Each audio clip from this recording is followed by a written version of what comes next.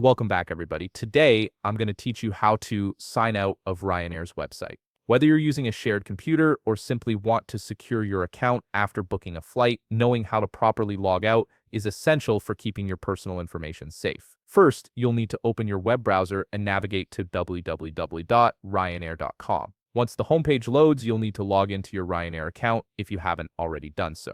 This step is necessary because you can only sign out if you're currently signed in. Enter your credentials, and proceed to your account dashboard. Now that you're logged in, direct your attention to the upper right corner of the screen. Here you'll find your profile section, which is located right beside the yellow icon. This area is where Ryanair houses all your account-related options and settings. The profile section typically displays your name or account information, making it easy to identify where you need to click. Once you've located your profile in the upper right menu, click on it. This action will reveal a drop-down menu with several options related to your account. Among these options, you'll see Log Out. Simply click on Log Out to sign out of your Ryanair account. This immediately disconnects your session from the website, ensuring that no one else can access your account information or booking details if they use the same device after you. And there you have it, you've successfully signed out of Ryanair's website. This simple process helps protect your account security, especially when using public or shared computers.